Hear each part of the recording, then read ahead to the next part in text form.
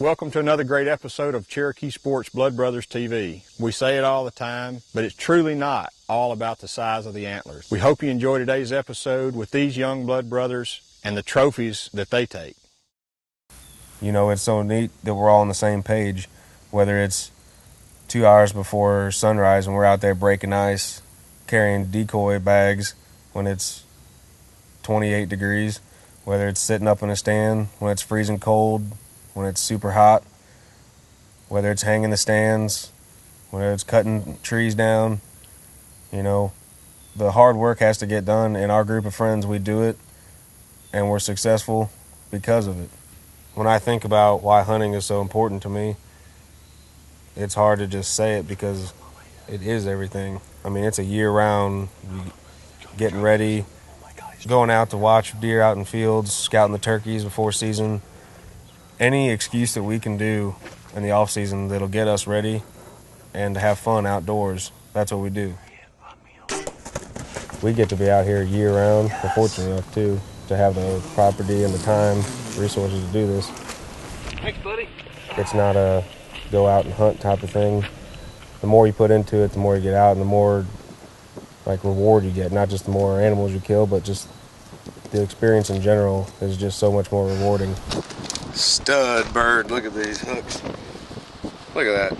Oh, show. Double bearded too, dog. Look at that rope. That's at least 11-inch beard. Big old thick beard.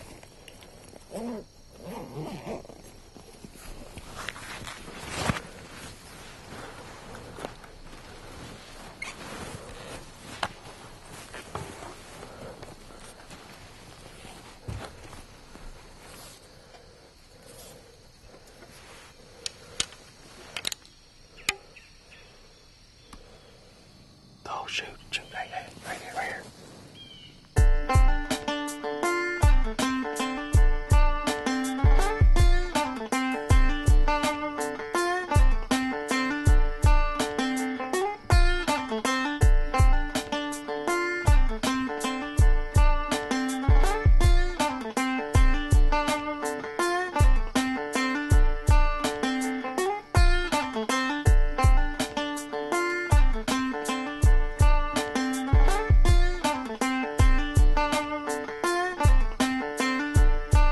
This particular set, I came in this summer back in June and chainsawed all kinds of trees opening because I knew I wanted to get a stand down in this bedding area. And I needed a north wind, and finally we got this cold front that came in here in September and dropped 15, 20 degrees from what it's usually been. We thought we got in early, and we were at the base of the tree, and I looked up 5 minutes after we just walked through these cedars, and 40 yards away, there's a buck raking a tree. We've been here 10 minutes, and we've had a 10-point buck within bow range the whole time. Right downwind, right in our shot.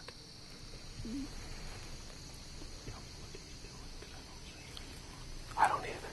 There he is. He's gonna dog it. Yep. Man.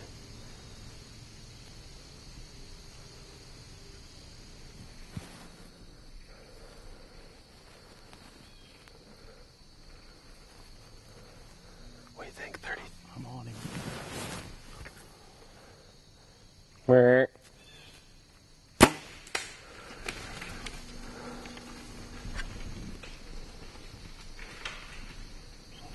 You're everywhere. That's him.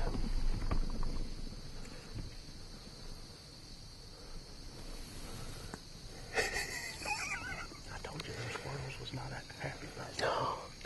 That's him. Put him right on the shoulder, right on the back of it. It looked pretty good. Yeah. It looked like... Well, I mean, it's hard to tell. It looked about that far up. Yeah. The belly. That's what I saw. Yeah. I saw blood. I saw some blood, I think, too.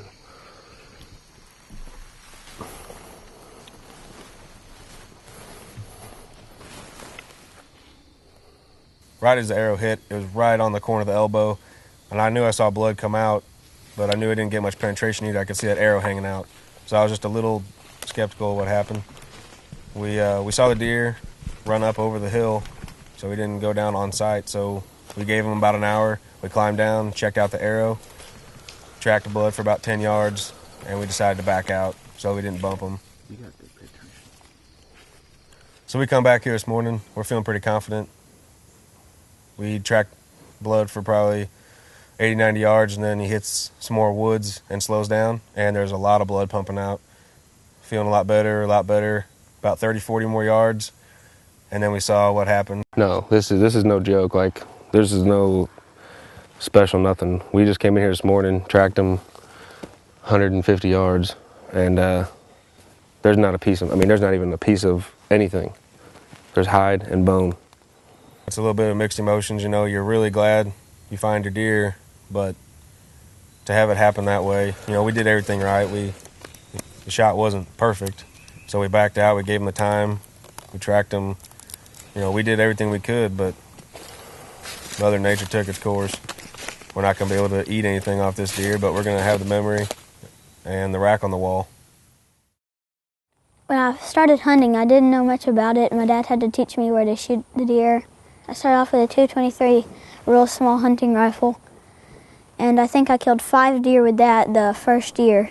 Now we're about to, we just don't kill anything unless it's big, unless it's a management buck like that that's not big, it's just too old and it wasn't right, and we don't want any other deer being like that. So now we just try to kill bigger things like mature deer, like 3, 4, 5.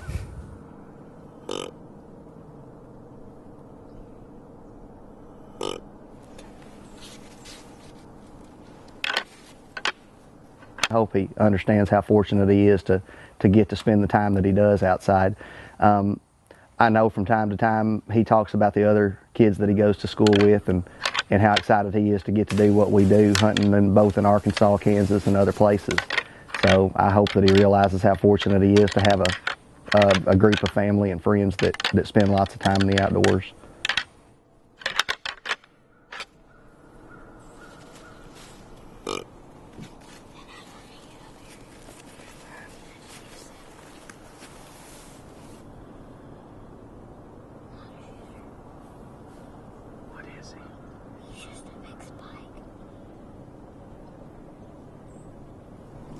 See if we get another one to come out.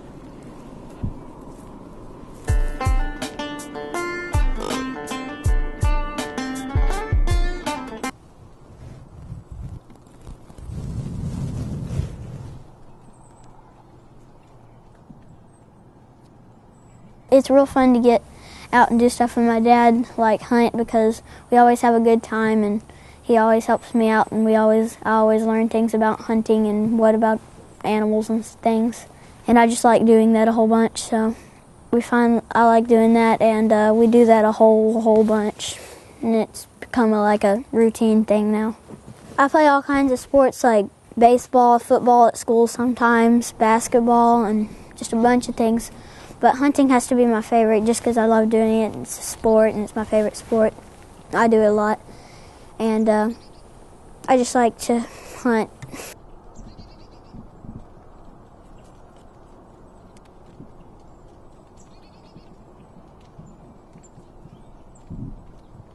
We live here in Central Arkansas, and I guess you'd say self-employed, which allows us to spend lots of time in the outdoors doing what we love to do. I've never deer hunted or spent time in the outdoors for a living because it's always been my escape and my hobby to get away from stresses of real life that we always have. But we do living here in Central Arkansas and being self-employed. We have farms here in Central Arkansas that we spend lots of time on and hunt, and then we also enjoy hunting some of the other states in the Midwest where the deer herd might be a little bigger, or at least where we have a chance of killing a better deer. But we're fortunate here at home. We live only a mile or two from some of the farms that we have that we hunt on and where we are here today. So it makes it really convenient to be able to grab Hunter when school gets out, run out here. We're able to spend lots of afternoons hunting, just running out quickly from work or school. 2.5-year-old spike, ain't it? Smoking.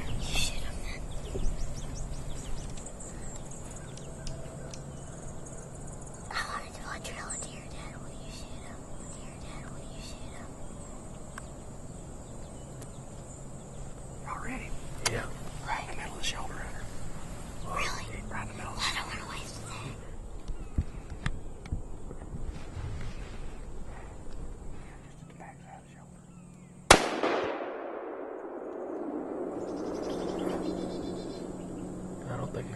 it out. Smoked him, didn't he? I think so. Knuckle up right here, brother. Look at that. He done become bona fide. That dang old Spike didn't need to be out there anyway, did he? Tell a little bit about why you shot that deer, Hunter. So no other deer would be like him. He's a huge spike and he's old. It's all about quality deer management. We killed a management buck today, just a 2-year-old spike, so we didn't want any more of them. What do you think? Big spike. A good friend of mine and Jason's is a fellow named Mark Halford, and he has a son named Bryson who's in the same grade as Hunter is. And the three boys, Hunter and Bryson and Austin, have been good friends. We're always at birthday parties together, going to somebody's house to swim. And Bryson has wanted to hunt. I know he's gone dove hunting with us a time or two, and anyway, he's always been excited about deer hunting. So he got a new deer rifle, and this was the year it was time to get him out and get him a deer. And you know, it's always fun. You love to see a new guy come out and get excited. And so we brought them out yesterday afternoon also, and they hunted here on the farm. And Bryson was able to kill his first deer. And his face lit up. He's been excited. And I'm actually looking at him standing over here now, and he's still looking at the ground with a grin on his face. So he's all excited, and hopefully we've got another outdoorsman in our future.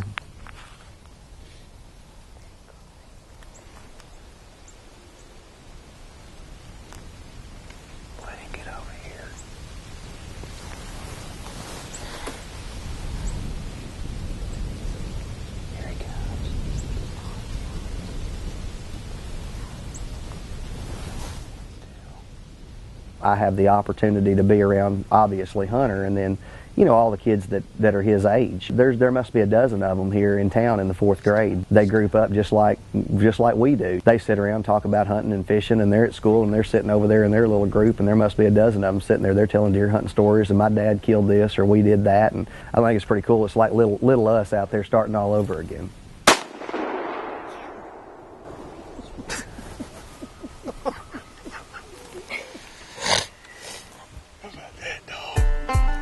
Good shot. All right. Here, get your name on this knee and put it up under his head. And grab him by the 2 ears. The high, like under. Take your hand like this and put it like that.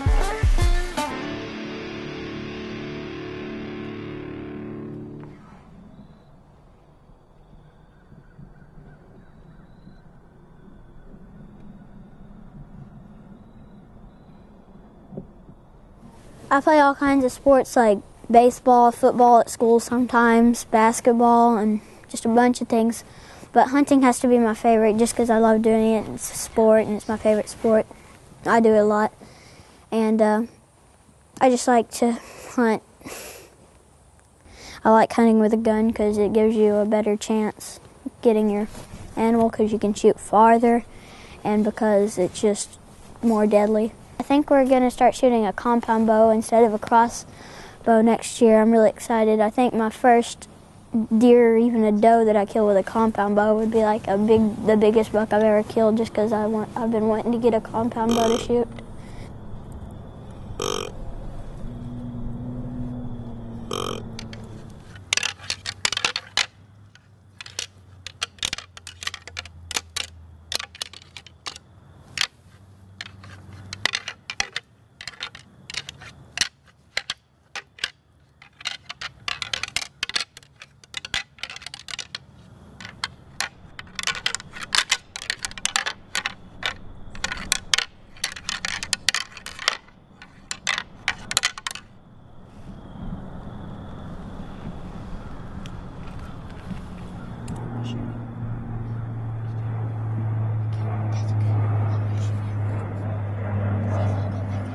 He actually watches politics and talks about what idiots the politicians are that support gun control and about how guns don't kill people, that people kill people.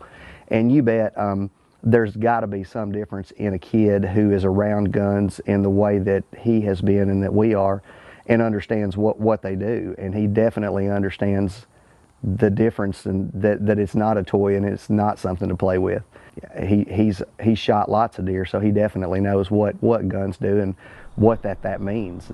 I'm fortunate to feel extremely safe with him handling guns and around guns, and even though he's 9 years old, he practices more safety with guns than most adults that I'm around. All right, let's get over just a little that way. When he gets in an opening, you tell me and I'll stop him. All right. Wait a sec, get your safety off. All right, tell me when he gets there. All right, we're good. Back.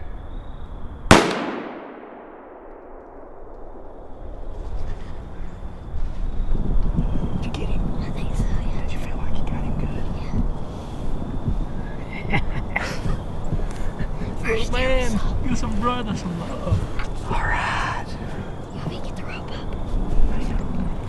Let me give us a biography now. I mean, you gotta have something good to say. No? You want to find the deer? You don't want to send no word out to your peeps on TV land or anything like that? No.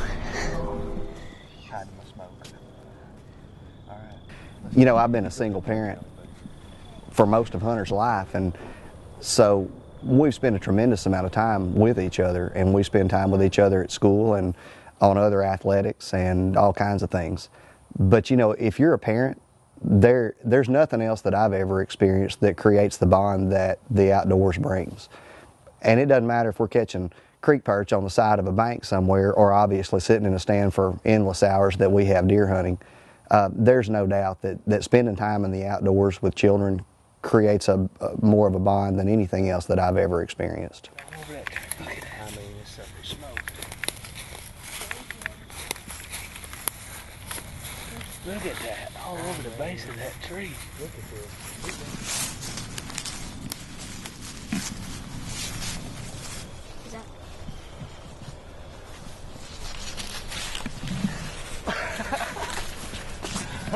All right. Awesome, brother. That was a little while coming there, brother. We've been hunting our butt off, hadn't we? Mm-hmm. That is awesome. Told you I nailed him. You did. You shot him right where you said, too. He is toasted. If that don't make me a blood brother, nothing does. I can't tell you how proud it makes us back here at Cherokee Sports to see young guys, young blood brothers, learning how to blow deer calls, the bone deer call, messing with the decoys, adding excitement to their hunt. I'm Brett Fulcher with Cherokee Sports. I'm a blood brother. Are you?